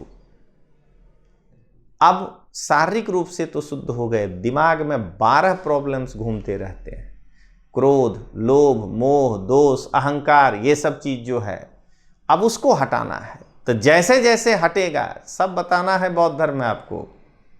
पहला 4 अगर हटा दीजिएगा तो सोतापत्ति आपका एक स्टेज ऊपर, अगला 4 हटा दीजिएगा सकदागामी, 7 बार इस संसार में जन्म लीजिएगा, उसके बाद नहीं। अंतिम 4 को कमजोर कर दीजिएगा तो अनागामी, अभी संसार में नहीं आइएगा। और जब 12 का 12 जो है क्रोध, लोभ, द्वेष, मोह, अहंकार ये सब समाप्त कर दीजिएगा, ईर्ष्या सब कुछ है उसमें, तो अरहत कहलाइएगा। तो जो भिक्षु अरहत को प्राप्त कर लिया था उनके द्वारा इस संसार का वर्णन किया गया है। ये अंगुलीमाल और भगवान बुद्ध के बीच की कहानी है। इसमें जो कहानी है आनंद का, उपाली के क्या सोचता है, ठीक ना, मोगलायन क्या सोचता है, सारीपुत्र क्या सोचता है, जिनको अरहत तो मिल गया था और अंगुलीमाल को भी मिला था। पहले उनका पूरा परिचय है, फिर वो क्या सोचते हैं। कितना इंफॉर्मेशन मिल रहा है कि हम लोग बार बार कहते हैं कि सारीपुत्र मोगलायन नाई के पुत्र थे। समाज के हर वर्गों का सहयोग था बौद्ध धर्म को। हम इसलिए ये पढ़ रहे हैं दोस्तों, इसीलिए मैं इस पे सबसे ज़्यादा समय ले रहा हूँ। 10 लेक्चर आएगा कम से कम, तब जाकर के पूरा स्रोत खत्म होगा दोस्तों। और यही कारण है कि तोमर सर का इतिहास सब लोग चाहता है कि पढ़ें। संविधान इसीलिए कि क्या देखे आप, वो तो आपको डिलीवर कर दिए हैं। 14 घंटा खाली संवैधानिक विकास पढ़ाए हैं दोस्तों। भूगोल इसीलिए कि ब्रह्मांड जो है 7 लेक्चर लिए हैं। अब विज्ञान टेक्नोलॉजी सब पहले सबका जड़ पढ़िए। विज्ञान टेक्नोलॉजी का पहला चैप्टर भारत में विज्ञान और प्रौद्योगिकी का विकास 5 लेक्चर है। सबका पहला लेक्चर बहुत इंपॉर्टेंट है दोस्तों। तो अंगुलीमाल का एक कहानी थोड़ा बताते हैं। इसका नाम ओरिजिनली किताब के अनुसार अहिंसक था। तक्षशिला विश्वविद्यालय में पढ़ता था। पढ़ने में इतना तेज था, पुस्तक के अनुसार थेरगा था, कि उसके सहपाठी उससे ईर्ष्या करते थे। डिटेल्स कहानी बौद्ध धर्म में। तो एक दिन वहाँ के कुलपति इसको निकाल दिया, क्योंकि सहपाठी रोज शिकायत करता था कि, जबकि ये था नहीं ऐसा उस समय, कि ये हमको परेशान करता है। तो ये बोला कि अब जब हम वहाँ से जा रहे हैं, निकालने का मतलब रेस्टिकेट नहीं किया, कहा तुम्हारी शिक्षा पूरी हो गई। तो कहा कि आप हमको गुरु दक्षिणा बोलिए। तो वो कुलपति कहा कि ये सोच करके कि ऐसा लड़का लोग शिकायत कर दिए थे, समाज में रहना ठीक नहीं होगा। तो कुलपति कहे कि 1000 उंगली काट के माला लेकर के हमको ला दो, ये तुम्हारी गुरु दक्षिणा है। वो ये सोचे कि इसको कोई मार देगा समाज में अगर ये जाएगा ये काम करने। तो गुरु की शिक्षा को पूरा करने के लिए क्या कहते हैं, अंगुलीमाल उंगली काट रहा था। पीछे जो देख रहे हैं उनकी माँ है। ये घटना ये है। 999 उंगली काट चुका है, एक उंगली काटना है। देखता है कि उसकी मां आ रही है। कहा कि हमको तो गुरु की आज्ञा का पूरा करना है, लेकिन इतने में देखा कि भगवान बुद्ध आ रहे हैं। तो कहा कि अब भगवान बुद्ध का उंगली काट करके और हम जो है अपने गुरु को भेंट कर दें। भगवान बुद्ध को पकड़ना चाहता था, वो तो अलौकिक व्यक्ति थे, पकड़ में नहीं आए। तो अंत में सब कहानी बताएंगे बौद्ध धर्म में। अंत में भगवान बुद्ध से उपदेश सुनने के बाद इसके का हृदय परिवर्तित हो गया और ये बौद्ध भिक्षु हो गया। तब इस थेर गाथा में कहता है कि जब मैं जंगल में रहता था, बरसात के मौसम में सारे पेड़ पत्ते हरे भरे हो जाते थे, लेकिन जब ग्रीष्म ऋतु आती थी तो सारा जंगल के पत्ते गिर जाते थे। बोलिए, पानखर जंगल था कि नहीं था? भूगोल मिलता है कि नहीं मिलता है? और जंगल वीरान लगने लगता था गर्मी में। तथागत ने सत्य ही कहा है, भगवान बुद्ध को तथागत भी कहते हैं। सब्बे संखारा अनिच्चा, सभी वस्तुएं नाशवान है। सारे थेरों ने इस तरह से वर्णन किया है। वैसे ही अरहत प्राप्त भिक्षुनी आम्रपाली, पटाचारा, उन्होंने जो वर्णन किया है वो है थेरी गाथा के अंदर। जातक भगवान बुद्ध के पूर्व जन्मों की कहानी है। भगवान बुद्ध टोटल 500 बार इस संसार में जन्म लिए, जिसमें पिछला 5 वो इंसान के रूप में आते थे। उसके पहले कभी बगुले के रूप में, कभी बकरे के रूप में। तो उसमें वो क्या किए अपने लाइफ में? अच्छा ही किए। एक बार बकरे के रूप में जब उनका जन्म हुआ था, बकरी तो अपने बच्चों के साथ जा रहे थे, तो उनको दूर में एक सिंघनी दिखाई दी, शेरनी। तो वो बच्चों को लेकर के झाड़ में छिप गए। तो देखती हैं क्या कि वो भूखी थी, अपने बच्चों को अब मार के खाने जा रही थी। तो उनसे नहीं रहा गया, अपने आप को गिरा दिए ऊपर से नीचे। क्या देख रहे हैं? इस तरीके का वर्णन जो है इसमें है। इससे पुनर्जन्म सिद्धांत की जानकारी मिलती है। और जातक इसलिए इंपॉर्टेंट है कि पंचतंत्र जो विष्णु शर्मा जी लिखे हैं, उनकी सभी कहानियां जातक कथाओं पे आधारित है। केवल भगवान बुद्ध के जगह पर जो है पात्र का नाम बदल दिए हैं। ये मैं नहीं कह रहा हूं, उस पंचतंत्र में प्रीफेस में लिखे हैं विष्णु शर्मा जी। जैसे 3 इडियट्स में लिखे थे कि ये फलाने जगह से लिया गया है, तो वैसे ही इसमें लिखे हैं कि मेरी सभी कहानियां जातक कथाओं पे आधारित है, हमने केवल पात्र बदल दिए हैं। तो जातक का महत्व ये है। बेहतरीन किताब मिलिंद पहियों। दोस्तों, पाली भाषा में एकमात्र ग्रंथ जे महायान शाखा थी संबंधित छे, बीजा बधा संस्कृत संकर संस्कृत में लखाયેલા છે। મિલિંદ पहियों ग्रीक शासक मिनांडर અને बौद्ध भिक्षु नागसेन वच्चे संवादનું वर्णन છે। ये दोनों के बीच ये संवाद हो रहा है। आ पुस्तक 7 परिच्छेदों में विभाजित थे, 7 चैप्टर है। आमा मिनांडर અને नागसेनना पूर्व जन्मों की कहानी है। पहला चैप्टर का नाम है बाहिर कथा, वो मैंने नहीं ट्रांसलेशन किया है, लेकिन पढ़ा है। कहा है कि पिछले जन्म में एक बौद्ध भिक्षु उदाई था और एक सबदिन्नु था। माना एक नागसेन होगा और एक मिनांडर। उदाई बड़ा था, सबदिन्नु छोटा था। तो बौद्ध धर्म में नियम है कि जो सबसे छोटा भिक्षु है उसी को काम संपादित उस समय उपलब्ध में करना है। तो उदाई सबदिन्नु से, सबदिन्नु 12 साल का बच्चा है, सारा काम लेता है।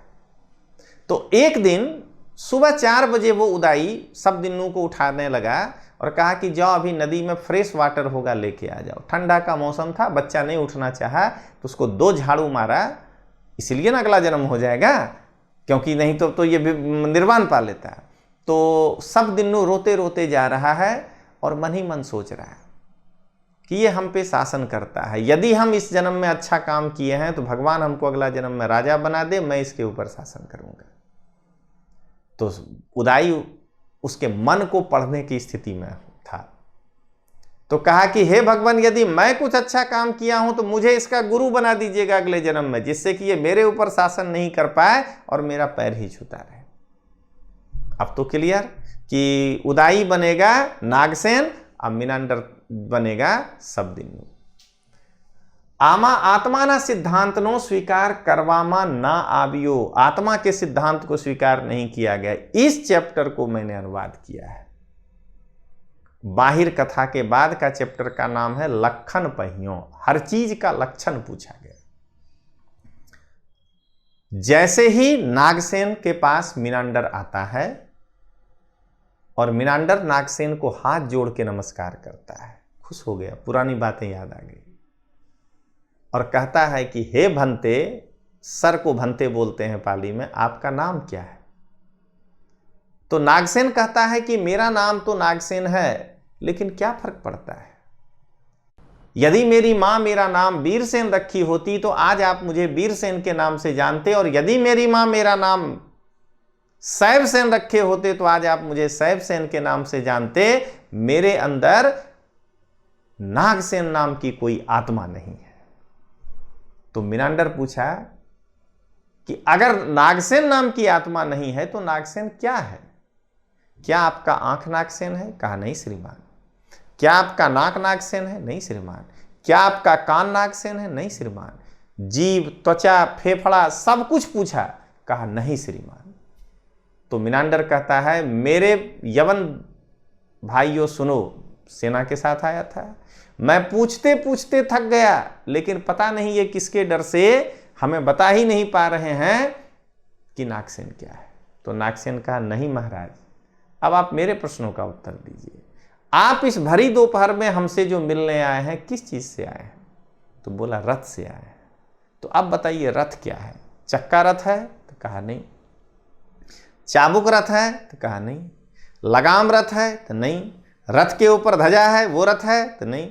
कहा मेरे सब ब्रह्मचारी भिक्षुओं सुनो, मैं भी पूछते पूछते थक गया, लेकिन पता नहीं ये किसके डर से बता ही नहीं पा रहे हैं कि रथ क्या है। तो मीनांडर कहा कि नहीं महाराज, मैं बता सकता हूं। कहा बताइए। तो कहा कि चक्का, चाबुक, लगाम, ध्वजा, जो सारे अंग को पूछ लिया था, कहा सबको मिलाकर व्यवहार में कहते हैं कि ये रथ है। नागसेन का बस यथा ही अंग संभारा होती सद्दो रथो इति, जैसे रथ के सारे अंगों को मिला करके एक व्यवहार में कहते हैं कि ये रथ है, एवं संतेषु खंडेषु, इसी प्रकार मेरे सभी अंगों को मिला करके कहा जाता है कि ये नागसेन है। मेरे अंदर नागसेन नाम की कोई आत्मा नहीं। अब मैंने चकरा गया मीनांडर, सोचा कि यहां पूछेंगे तो आज के हिसाब से तो इंक्वायरी है, क्लास ज्वाइन करना पड़ेगा तभी ना।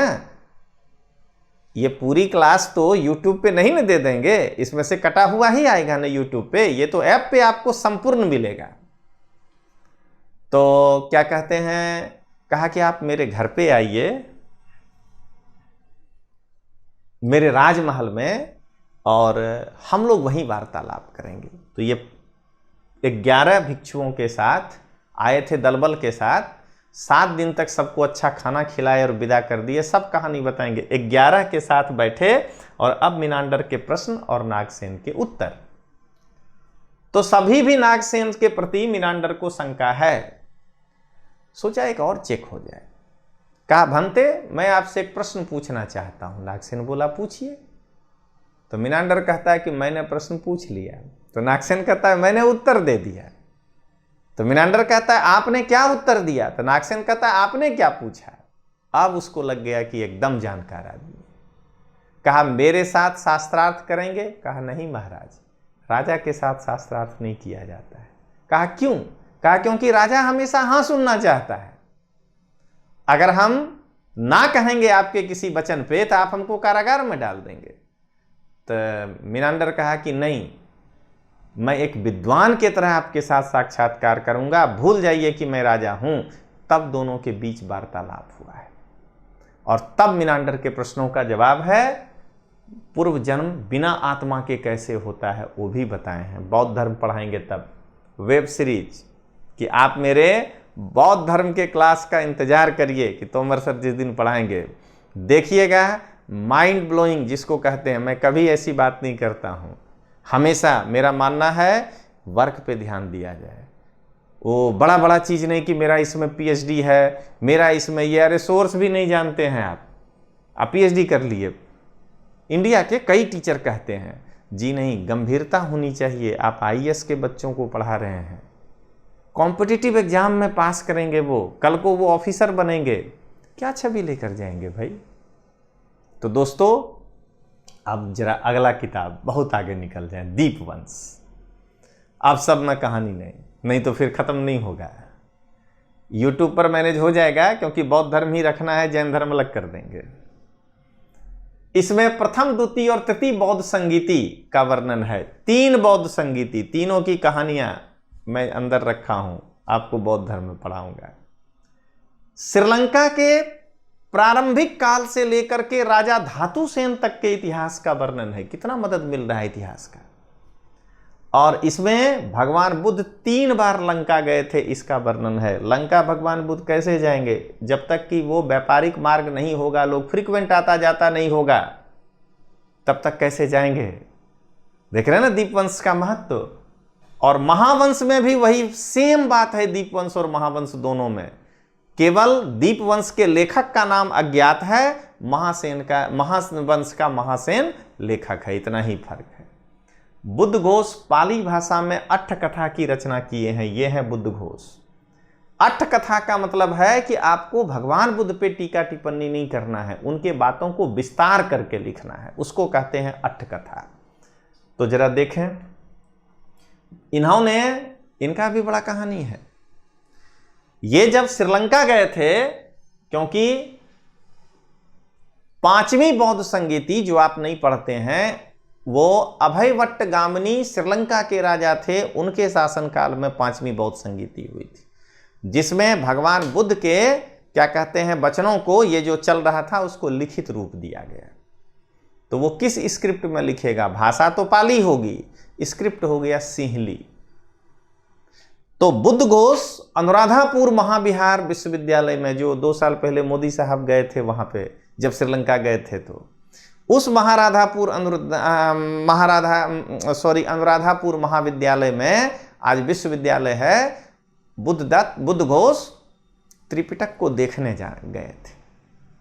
तो वहां का कुलपति कहा कि मैं ऐरे गैरे को देखने भी नहीं देता हूं, क्योंकि बुद्ध वचन अगर कोई गलत उच्चारण कर ले तो दूषित हो जाएगा।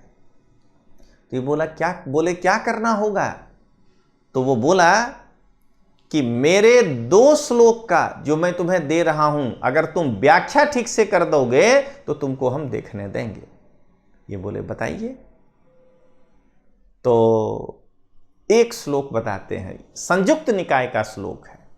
भगवान बुद्ध जो है उनसे क्या कहते हैं, देवता मिलने आते थे, धार्मिक बात है, बुरा नहीं मानिएगा, और इनसे प्रश्न पूछते थे जिसका जवाब देते थे। तो एक देवता प्रश्न किया, अंतो जटा बही जटा जटाए जटिता पजा। पजा पाली में, अंतो जटा बही जटा जटाए जटिता पजा। मन में उलझन है, मन के अंदर बहुत उलझन है, अंदर में जटा है, मन के बाहर उलझन है। कोई बता दिया है कि ये पंखा है, मान लिए हैं, ये पंखा ही क्यों है, किस आधार पे पंखा। ये हम भी नहीं कह रहे हैं, सोक्रेटिस भी कहा है कि कोई भी चीज को हम केवल माने हैं, यही एक है, ये हम कैसे मान लें, हम इसको 4 मान लें कि नहीं, यही सिंबल 4 है और 4 वाला सिंबल 1 है, तो कल को ऐसे पढ़ने लगेंगे। तो मन के बाहर उलझन है, अंतो जटा बही जटा जटाए जटिता प्रजा, ये प्रजा उलझनों से जकड़ी हुई है। तंग तंग गौतम पूछामी, हे गौतम मैं आपसे पूछता हूं, को इमंग वी जटे जटन, कौन इस जटा को, इस उलझन को तोड़ सकता है। उसका जवाब भगवान बुद्ध दिए हैं, श्रद्धाए तरती योगं, पहले गुरु पे भरोसा करिए। श्रद्धा के साथ जो है आप किसी बाढ़ को पार कर सकते हैं, लोभ दोष मोह रूपी बाढ़, और उनके बताए गए मार्ग का अनुसरण करने के बाद आप जो है इस उलझन को तोड़ सकते हैं। तो बुद्धघोष जब ये इसका व्याख्या किए ना, तो वो एक किताब बन गई। इतना व्याख्या किए। और क्या कहते हैं, दंग रह गया। कुलपति कहा देखने नहीं देंगे, पढ़ने भी देंगे, लीजिए। और उसको अपने मन में समाहित करके तब बुद्धघोष इंडिया करके उसको लिखित रूप दिए। और उसके बाद जो है उन्होंने हर किताब पर लगभग 52-54 अट्ठकथा लिखे। तो पातिमोक्ष विनय पिटक पर जो अट्ठकथा लिखे हैं उसका नाम है सामंत प्रसादिका। पाली में हम इसको हिंदी रखे हैं सामंत प्रसादिका। पातिमोक्ष पर जो किताब लिखे हैं उसका नाम है कंखा वितरणी, यह है टाइटल। और दीघ निकाय पर जो लिखे हैं वो है सुमंगल विलासिनी। ये था पाली साहित्य की बात। अब बाकी जो है ना, ये भी पढ़े हैं हम एमए में, लेकिन बाकी धर्म पर आधारित है, इसीलिए हम उसको इतिहास में कम अध्ययन करते हैं, लेकिन नाम तो जानेंगे। शंकर साहित्य कनिष्कना काल में बौद्ध धर्मनी महायान शाखा में शंकर संस्कृत भाषा में भगवान बुद्धना सिद्धांतों ने संकलित करवामा आव्या छे। कनिष्क के काल में शंकर संस्कृत में जिस साहित्य की रचना हुई वो हम लोग अब पढ़ने जा रहे हैं। यह है शंकर साहित्य। महावत्थु कई नाम बताए थे। इसमें भगवान बुद्ध के जीवन काल से लेकर के उनके सभी पहलुओं का वर्णन है। द महावस्तु, तथा पाली में सता के बदले तथा हो जाता है अगर लास्ट में हो तो वस्तु वत्थु होता है। असता अगर पहले हो तो खाली था हो जाता है। स्तूप को पाली में थूप बोलते हैं। तो इसमें भगवान बुद्ध के जीवन काल से सब कुछ वर्णन है। ललित विस्तार अभी बताए थे, ये किताब है। भगवान बुद्ध के जीवन को अत्यंत विस्तार से बतलाया गया है। ये देखिए, भगवान बुद्ध का जन्म, बाल्यपन, वो एक क्या कहते हैं, हंस को तीर उनका भाई मार दिया था, वो रक्षा किए थे। यशोधरा के साथ विवाह हुआ था। जब ये घोड़े से जा रहे थे तो जो देखे थे 4 घटना, वो फिर यशोधरा को अपने बेटे राहुल को सोता हुआ देख करके गृह त्याग किए थे। फिर इनको ज्ञान मिला था। ऐसे करते हुए जो है इनके जीवन का पूरा वर्णन इस ललित विस्तार में है। इस पुस्तक को, ललित विस्तार पुस्तक को आभार मान करके ये हैं एडविन अर्नोल्ड। उन्होंने भगवान बुद्ध के ऊपर एक पुस्तक लिखा है जिसका नाम है the light of Asia.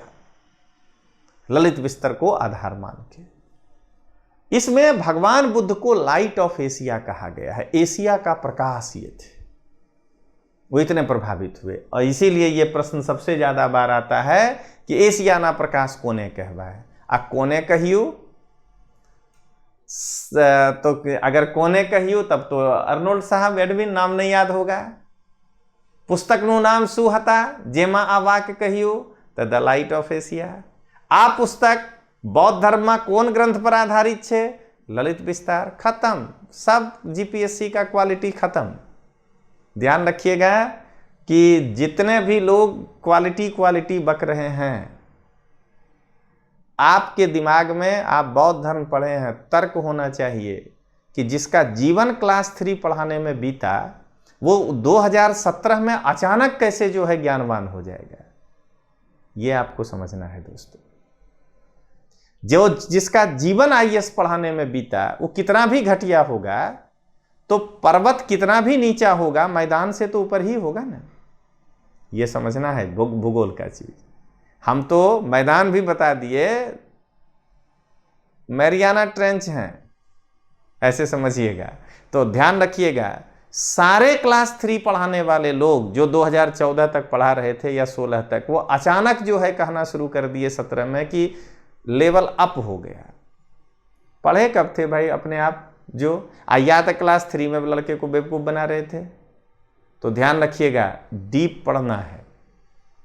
सधर्म Pundarik, ये आमा बौद्ध सिद्धांतों का वर्णन संवाद के माध्यम से, डायलॉग के द्वारा बौद्ध सिद्धांत की। एक कहेंगे प्रतिसमुत्पाद क्या है तो दूसरा उसका जवाब देगा। इसमें कितने अंग हैं? तो 12 अंग हैं। कौन कौन से हैं? तो अविद्या पच्या संखारा, संखार पच्या विज्ञानंग, विज्ञान पच्या नाम रूपंग। रहने दीजिए, बौद्ध धर्म में पढ़ाएंगे, वेब सीरीज चल रहा है आज। तो इसका रचना अश्व घोष किए हैं। ये हैं अश्व घोष। दरअसल ये जब बोलते थे तो लगता था घोड़े की तरह हिनहिना रहे हैं, इसलिए इनका नाम पड़ा अश्व घोष।